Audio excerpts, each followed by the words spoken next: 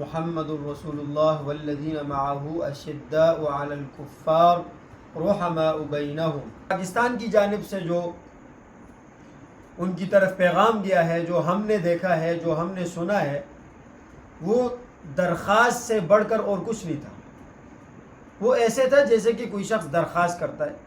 بھائی درخواست تم کس کو کر رہے ہو؟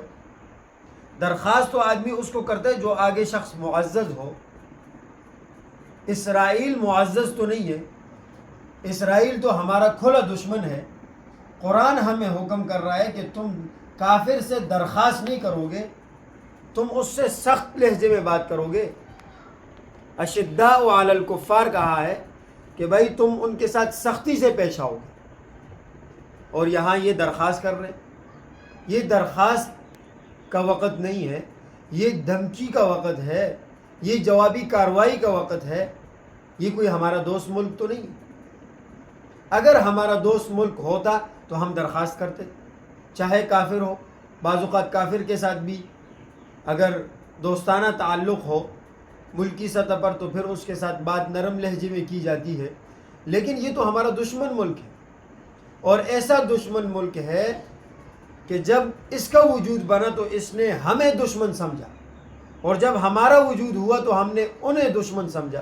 ہم دونوں ایک دوسرے کے دشمن ہیں، اور وہ ہمیں تسلیم نہیں کر رہے، ہم ان کو تسلیم نہیں کر رہے۔ اور حکمرانوں سے میری درخواست ہے کہ وہ مشتاق احمد کے بارے میں ان کو آخری لاسٹ ٹائم دیں، اور کہیں کہ اس ٹائم کے اندر تھوڑا وقت دیں کہ اس ٹائم کے اندر ہمارے شہری کو واپس محفوظ طریقے سے پاکستان پہنچائے، اور اس پر ہمارے حکمرانوں کو چاہیے کہ سخت ایکشن لیں۔